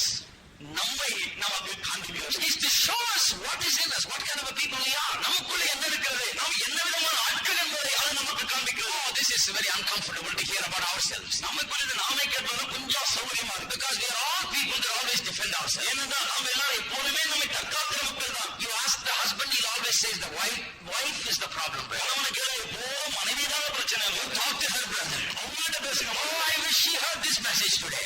இன்னைக்கு அவங்க மாத்திரம் இந்த செய்தி கேட்டனா She is the problem in my life. பிரச்சனையே அவதான் brother. You ask the wife, மனைவி கிட்ட கேளுங்க. oh, this man of mine, she says. ஐயோ என் புருஷன் இருக்காரு. He is the problem. அவங்களால பிரச்சனை. Oh, I need to talk to you, pastor. Master நீ அவர்கிட்ட பேசணும். The problem, man is the problem. புருஷனே பிரச்சனை. You're all like that. எல்லாரும் அப்படிதான். All levels. எல்லாரும் Countries are fighting. You ask one country, they are the problem. நாடுகள் சண்டை போடுறத கேட்டா அவங்கதான் பிரச்சனைன்றாங்க. And the other man says, no, that country is the problem. அர்த்தம் சொல்றது இல்ல, அந்த நாடுதான் பிரச்சனை. Communities are fighting each other and killing each other. சமுதாயம் ஒன்றை எதிர்த்து போராடி சாகரிக்கின்றனர். And you go to them and talk to them and say, no, I'm not the problem, he's the problem. உங்களோட பேசிப்பாளர்கள் சொல்லுவார்கள், நாங்க பிரச்சனை கிடையாது, பிரச்சனையே அவர்களான. We all like to think that we are all right, we are good, and everything is perfect with us. நாம் எல்லாருமே நாங்கள் நல்லவர்கள், எல்லாமே எங்களுக்கு சரியா இருக்கிறா, எங்களுக்கு பிரச்சனை ஒன்றுமே இல்லை என்று தான் நினைக்க விரும்புகிறோம். Problem is the other man, we think. பிரச்சனையை அடுத்த மனிதன் தான் என்று நினைக்கிறோம். And that is the most wonderful thing about the cross. சிலுவை குறித்த அற்புதமான காரியமே அதுதான். The cross brings us to a point where it shows and reveals us. சிலுவை நம்மை நமக்கு வெளிப்படுத்துகிற ஒரு இடத்திற்கு நம்மை கொண்டு வந்து விடுகிறது. How does it reveal to us? எப்படி அதை நமக்கு வெளிப்படுத்துகிறது? The cross reveals to us by making us see what happened on the cross. சிலுவையில என்ன நடந்தது என்பதை நாம் காணும்படி செய்து அந்த சிலுவையை நமக்கு வெளிப்படுத்துகிறது.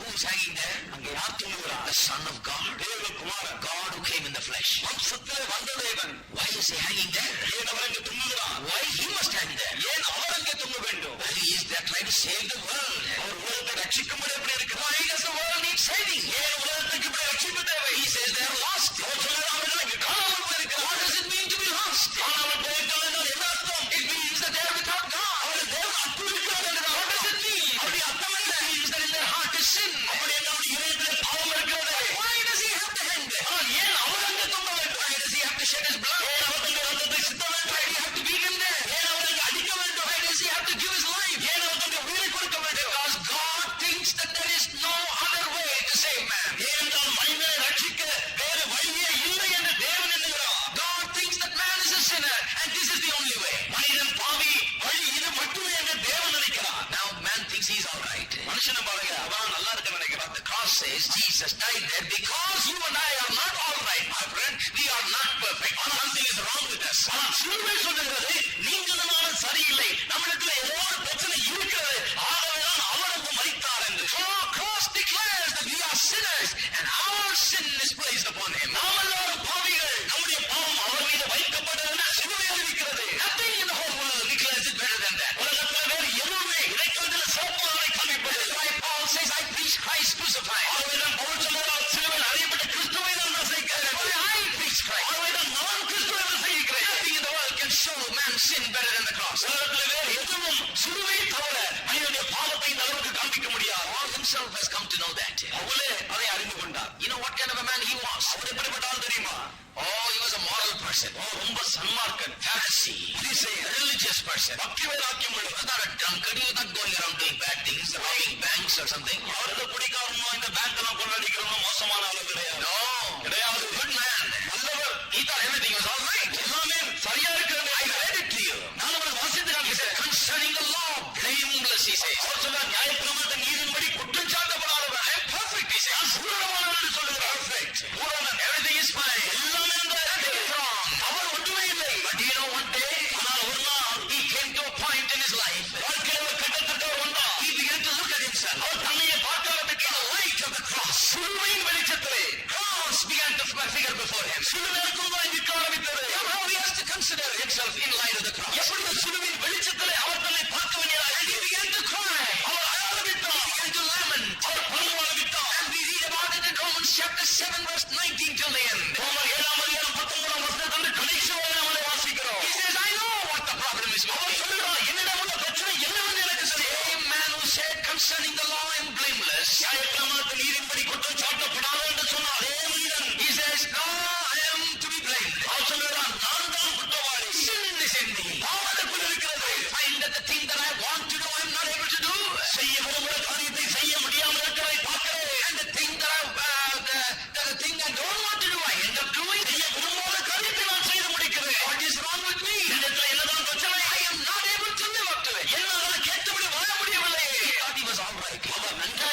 ஓடினா. He went through the 10 commandments. அந்த 10 கற்பனைகளோட போனா. He started taking one by one. ஒவ்வொன்னா டிக் பண்ண ஆரம்பிச்சான். I'm all right on the first one. முதல் கற்பனை சரியா. Second one also I've done. இரண்டாவது நான் செஞ்சுட்டேன். Third I've done. மூணாவது செஞ்சுட்டேன். Fourth I'm fine. நாலாவது செஞ்சுட்டேன். 5, 6, 7, 8. 5, 6, 7, 8, 9. 9. And 10 also he ticked all this time, but that day the Holy Spirit opened his eyes. 10 இடத்துல டிக் பண்ணிட்டு வந்தார். அன்றைக்கு பரிசுத்த ஆவியானவர் அவருடைய கண்களை திறந்தார். Have you ever read the 10th commandment? 10வது கற்பனை என்னைக்காவது வாசித்திருக்கிறீர்களா? Maybe some of you have made the same mistake as Paul. உங்களுக்கு போல உங்களில் ஒரு சில அதே தவறை செய்திருக்கலாம். Well, I honored my father and mother. தகவலும் தாயங்கரம் பண்ணிட்டு I have no other gods. I don't give false witnesses. நான் குறிசாட்சி I சொல்ல don't murder. நான் கொலை செய்ய I don't do this. நான் இதை சொல்ல I don't do that. அதை பண்றது. Oh, I'm right on all. Oh, எல்லாவற்றிலும் சரியா இருக்கேன். my dear friend, have you ever read 10th commandment? அருமை நண்பரே, 10வது கற்பனை என்னைக்காவது வாசித்திருக்கிறீர்களா? Paul has read it 1,000 times. அவள் 1000 முறை வாசித்திருக்கிறார். Master, doctor of the law. அவள் இந்த நியாயப்பிரமாணத்திலே டாக்டர் பட்டம் வாங்கியவர். He got straight A's in all the tests on the law. இந்த நியாயப்பிரமாணத்தில் வச்ச எல்லா டெஸ்ட்லயும் அவர் ஏ கிரேட் வாங்கிவிட்டார். Studied under the greatest professor of the law, Gamaliel. நியாயப்பிரமாணத்திலே மிகப்பெரிய ப்ரொஃபசர் கமாலியலுடைய பாதத்தில் உட்கார்ந்து He வைத்தவர். knew the law. அவருக்கு நியாயப்பிரமாணம் தெரியும். He knew the 10th commandment. 10 கற்பனைகள் தெரியும். That's what he thought. அதைதான் அப்படிதான் அவர் எண்ணினார். Maybe that's what you think. ஒருவேளை நீ கூட அப்படிதான் நினைக்கலாம். That day he read it. ஆனா அந்த நாளிலே வாசித்தார். You know what the 10th one says? அந்த 10வது என்ன சொல்றது தெரியுமா? Thou shalt not covet. இச்சையாக இருப்பாயாக. It is not about what you did or what you should do or what you should not do. என்ன செய்தீர்கள், என்ன செய்ய வேண்டும், என்ன செய்யக்கூடாது என்பதை பற்றியல்லாது. It's not about what you did or what you should not do. என்ன செய்தீர்கள், என்ன செய்யக்கூடாது என்பதை பற்றியல்லாது. It's about what is in your heart. உங்கள் இதயத்தில் என்ன இருக்கிறது என்பதை குறித்தது. Covetousness is part of the heart, my friend. இச்சை என்பது நண்பர்கள் இதயத்தின் ஒரு பகுதி. On that day, the Holy Spirit opened his eyes. அந்த நாளிலே பரிசுத்த ஆவியானவருடைய கண்களை திறந்தார். All of a sudden, he began to see. திடீரென்று அவர் பார்க்க ஆரம்பித்தார். He thought he was all right. நான் சரியா இருக்கிறேன் என்று அவர் எண்ணினார். Because he never murdered, never false testified, never did all those bad things. அவர் கொலை செய்யாதனால, பொய் சாட்சி சொல்லாதனால, மற்ற காரியங்கள் செய்யாதனால அப்படி எண்ணினார். He did only the right things. நான் சரியான வழிகளை மட்டுமே செய்தார். But in his heart was sin. ஆனால் அவருடைய இதயத்திலே பாவம் In இருந்தது. the moral man's heart, there was sin. சன்மார்க்க மனிதனுடைய இதயத்திலே பாவம் இருந்தது. Cries out. அவர் அழுகிறார். Oh, I know the reason now. ஓ, இப்ப அந்த காரணத்தை நான் புரிந்து கொண்டேன். Sin is dwelling in me. பாவம் எனக்குள்ளே வாசம் பண்ணுகிறது. Sin is dwelling in me. பாவம் எனக்குள் வாசம் பண்ணுகிறது. Oh, what a horrible realization. ஓ, எவ்வளவு பயங்கரமான ஒரு உணர்வு. Because in my heart is sin. என்னுடைய இதயத்துக்குள்ளே பாவம் I இருக்கிறது. ask you, my friend, நண்பரே, நான் உங்களை have you பார்க்கிறேன். ever sat down and cried out saying, I'm a sinner? இன்றைக்கால உட்கார்ந்து நான் ஒரு பாவி என்று அறிந்திருக்கிறீர்களா? Have you ever come to that place where you realized your sinfulness? எப்போதாவது உங்கள் பாவ நிலையை உணர்ந்த கட்டத்திற்கு வந்திருக்கிறீர்களா? Oh, most people are counting their goodness and counting their morality and all the things. I'm better than everybody else. அநேக மக்கள் தாங்கள் எவ்வளவு சன்மார்க்கர், என்ன நல்ல காரியங்கள் செய்திருக்கிறோம் என்று எண்ணிவிட்டு அடுத்தவனை காட்டிலும் நல்லவன் என்று தான் சொல்லுகிறார்கள். I tell you, my friend, நான் உங்களுக்கு சொல்லட்டும், when you hear the message of the cross, சிலுவையின் செய்தியை நீங்கள் கேட்டோம். you cannot escape. நீங்கள் தப்பிக்கவே முடியாது. Look at your heart. Look at your heart. உங்கள் இதயத்தை பாருங்கள். Covetousness, the Bible says, வேதம் சொல்லுகிறது. is of the heart. அது இதயத்தில் இருக்கு. Paul said, I have sinned. Pavul சொன்னார், எனக்குள்ளே பாவம். Proud man admitting it. பெருமை படைத்த மனிதன் அதை ஒத்துக்கொள்ளுவார். That's the problem, he says. பிரச்சனையே அதுதான். You know why? I'm a sinner now. ஏன் நான் இப்போது பாவி என்று எனக்கு தெரியும். Maybe I've not lived a very bad life. ஒருவேளை நான் மோசமான வாழ்க்கையை வாழாமல் இருந்திருக்கலாம். Done very bad things. ரொம்ப மோசமான காரியங்களை செய்யாமல் இருந்திருக்கலாம். But I am a sinner. ஆனாலும் நான் ஒரு பாவி. Because the thoughts are there, the imagination is there, and all the evil things are there in my heart. என்றாலே இதயத்துக்குள்ளே அப்படிப்பட்ட எண்ணங்கள், கற்பனைகள், பொல்லாத காரியங்களாக இருக்கிறது. He said, oh, what a wretched man I am. அவர் சொல்லுகிறார், ஓ, நான் எவ்வளவு நிர்பந்தமான ஒரு மனுஷன். Who shall deliver me from this sin inside? உள்ளே இருக்க அந்த பாவத்தில் யார் என்னை விடுவிப்பார்? Then he doesn't stop there. அங்கோ அந்த இடத்திலே அவன் நிறுத்தி விடவில்லை. He says, I thank God through our Lord Jesus Christ. சொல்லுகிறார், நம்முடைய கர்த்தராகிய இயேசு கிறிஸ்து மூலமாய் பிதாவாகிய தேவனை நான் ஸ்தோத்திரிக்கிறேன். Who can deliver you? யார் உங்களை விடுவிக்க முடியும்? Once you realize that sin is inside, பாவம் உங்களுக்குள்ளே இருக்கிறது என்று நீங்கள் உணர்ந்து விட்டால் Jesus is the one that can deliver. இயேசு மட்டுமே உங்களை விடுவிக்க முடியும். And the second thing the cross does, சிலுவை செய்கிற இரண்டாவது காரியம், it shows others to us and truth about others. மற்றவர்களை குறித்த உண்மையை அது நமக்கு காண்பிக்கிறது. Truth about us is first thing. முதலாவது நம்மை குறித்த உண்மையை காண்பிக்கிறது. Only then the truth about others. அதன் பிறகுதான் அடுத்தவரை குறித்த உண்மை. When I have seen that I am a sinner, நான் ஒரு பாவி என்பதை நான் கண்ட பிறகு and I can see him, நான் அவரை பார்க்க முடியும். and I can understand, yeah, the same way that I am a sinner, he is also a sinner. அப்போதான் புரிந்து கொள்கிறேன், நான் எப்படி பாவியா இருந்தாலும் அதே தான் அவரும் பாவியா. Now I understand why my neighbor is acting like that. இப்போதுதான் புரிந்து கொள்கிறேன், ஏனுடைய அயலான் அப்படி நடந்து கொள்கிறார்கள். Why he hates me. ஏன் அவர் என்னை வெறுக்கிறார்? Why he fights against me. ஏன்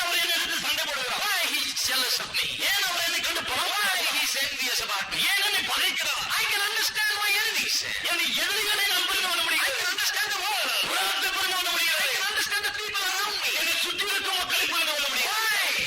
Why are they like that? ஏன் அப்படி இருக்கிறார்கள்? My eyes are open now because I understand myself. I know that they are the same way that I am. என்னை நான் புரிந்து கொண்டபடியினாலே இப்ப என் கண்கள் திறக்கப்பட்டிருக்கிறது. நான் இருந்ததை போலதான் அவர்கள் இருக்கிறார்கள் என்று புரிந்து கொள்கிறேன். Oh, then I understand that we are all the same. பிறகுதான் நாம் எல்லாரும் சரிசமம் என்பதை நான் புரிந்து கொண்டேன். ஆமென். That's why Paul stopped his boasting. ஆகவேதான் பவுல் தம் பெருமை பாராட்டுவதை நிறுத்தினார். He said, I glory in the cross. சொன்னார், நான் சிலுவை குறித்து He is no more talking saying I'm better than him. அவர் இப்போ அடுத்தவங்க காட்டிலும் நாம் மேல் என்று சொல்வதில்லை. He doesn't glory in anything. எதிலும் அவர் மேன்மை பாராட்டுவதில்லை. I glory only on the cross. சிலுவை குறித்து மட்டுமே மேன்மை பாராட்டுகிறேன். Why? ஏன்? Where did his boasting go? அவருடைய பெருமையெல்லாம் எங்கே போயிட்டு நண்பர்கள்? How did he lose it? எப்படி அவர் அதை இழந்து போனார்? I'll tell you how. எப்படின்னு நான் உங்களுக்கு He சொல்லுவேன். began to realize that we are all same. We are all lost. We are all sinners. We are all in the same condition. நம்ம எல்லாரும் பாவிகள், காணாமல் போன நிலையில் இருக்கிறவர்கள் எல்லாரும் அதே நிலையில் இருக்கிறோம் என்பதை அவர் கண்டார். We are all equal and there is no difference in that matter. நாம் எல்லாரும் சரிசமம், அதிலே வித்தியாசமே கிடையாது என்பதை கண்டார். What's the use of boasting about your birth and your caste and your color and all the background when you're no better than the man that you're putting down and consider as your inferior? எந்த மனிதனை உங்களுக்கு குறைவா இருக்கிறான் என்று நீங்கள் கருதி கேவலப்படுத்துகிறீர்களோ அவனை காட்டிலும் நீங்களுடைய நிறத்தை குறித்து, ஜாதி குறித்து, பிறப்பை குறித்து மேன்மை பாராட்டி என்ன பிரயோஜனம்?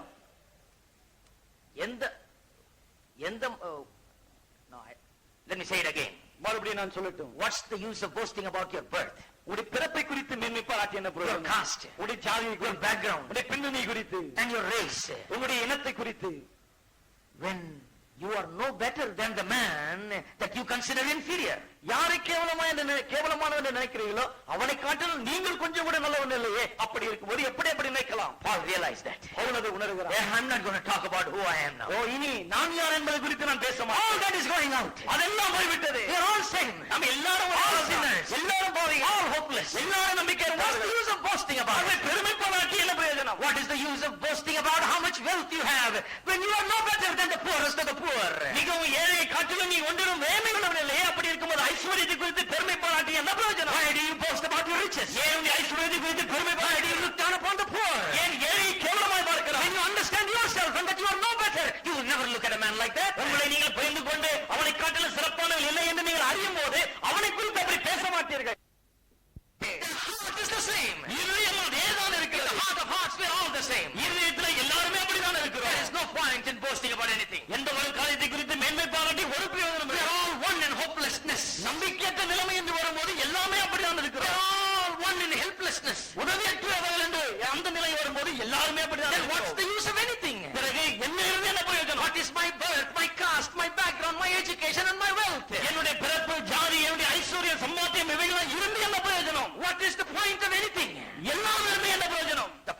The cross brings us down to the ground, to the same place and flattens us. சிலுவைதான் அந்த தரையை நம்மை கொண்டு போய் எல்லாரோடும் நம்மை சரிசமமாய் நிற்க வைக்கிறது.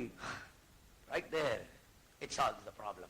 அந்த இடத்துல தான் அது பிரச்சனையை தீர்க்கிறது. Shows us that we are all miserable, helpless and hopeless. எல்லாருமே பரிதாபமானவர்கள், நம்பிக்கையற்றவர்கள், உதவியற்றவர்கள் என்பதை அது நமக்கு All காண்பிக்கிறது. are sinners. எல்லாரும் பாவிகள். Paul realized that. அவ்வளவு உணர்கிறார். Read it in Philippians chapter 3 verse 7 to 9. பிலிப்பியர் 3 அதிகாரம் 7-9 வரை இதை வாசிப்போம். What things were gained to me, those I counted as loss for Christ. நான் 3:7. ஆகிலும் எனக்கு லாபமாயிருந்தவைகளோ அவைகளை கிறிஸ்துவுக்காக நஷ்டம் என்று எண்ணினேன். Yea, doubtless I count all things but loss for the excellency of the knowledge of Christ Jesus my Lord. அது Whom I மட்டுமல்ல. have suffered the loss of all things and do count them but dung that I may win Christ. என் கர்த்தராகிய கிறிஸ்து இயேசுவை அறிகிற அறிவின் மேன்மைக்காக எல்லாவற்றையும் நஷ்டம் என்று எண்ணிக்கொண்டிருக்கிறேன். What is the different language here? என்ன வித்தியாசமான வார்த்தை First he சொல்றாரு. said, I am this and I am that, I'm so superior. முதலாவது நான் இப்படி நான் அப்படி இவ்வளவு மேன்மையானவன் என்றெல்லாம் Now சொல்லுகிறார். he says, all things that I considered as great, now I count them as lost, dung, nothing. இப்ப சொல்லுகிறார், மேன்மையாய் கருது எல்லாவற்றையும் ஒன்றுமில்லை, குப்பை, வீண் என்று கருதுகிறேன் என்று. The cross has done that to him. சிலுவை அதை அவருக்கு He செய்தது. knows that if the cross could do that to him, it can do that to everybody. அவருக்கு தெரியும் சிலுவை அவருக்கு அதை செய்ய முடியும் என்றால் பிறகு எல்லாருக்கும் அதை செய்ய முடியும். It can change a stubborn, proud man. அவ்வளவு பெருமை படைத்த ஒரு மனிதனை அப்படி அதை மாற்ற முடியும் என்றால் It can do it to everybody. அது எல்லாரையும் அப்படி செய்ய முடியும். The cross brings us down to the ground. சிலுவை தரை அளவு நம்மை கொண்டு போய் But thank விடுகிறது. God it doesn't leave us there. ஆனால் தேவன் அங்கேயே நம்மை விட்டு விடுவதில்லை. When we all come down to the ground, we all look up together on the cross. எல்லாரும் தரைக்கு வந்த பிறகு சிலுவையை நோக்கி பார்க்கிறோம். Because he is the one that saves us all. ஏனென்றால் நம்ம எல்லாரையும் ரட்சிக்கிறவர் அவர்தான். He shed his blood. அவர் தம்முடைய ரத்தத்தை சிந்தினார். It is his death. அது அவருடைய His மரணம். sin bearing. அவர் நம்முடைய பாவத்தை What he சுமந்தது. did. அவர் என்ன செய்தார்? What he suffered. அவர் என்ன பாடுபட்டார்? That's what saves us. அதுதான் நம்மை So ரட்சிக்கும். while we are all down in the ground knowing we are all sinners, we have nothing to boast about. ஆகவே எல்லாரும் பாவிகள் என்று அறிந்து நாம் எல்லாரும் தரையோடு தரையாக கிடக்கும்போது பெருமை பாராட்ட நமக்குள்ள எதுவுமே That's கிடையாது. why Paul says, for by grace are you saved through faith. ஆகவேதான் பவுல் சொல்கிறார், கிருபையினாலே விசுவாசத்தை கொண்டு ரட்சிக்கப்பட்டீர்கள். That not of yourself, but is the gift of God. இது உங்களால் உண்டானதல்ல, இது தேவனுடைய ஈவு. Not of works, lest any man should boast. ஒருவரும் பெருமை பாராட்டாதபடிக்கு இது கிரியைகளினால் உண்டானதல்ல. What is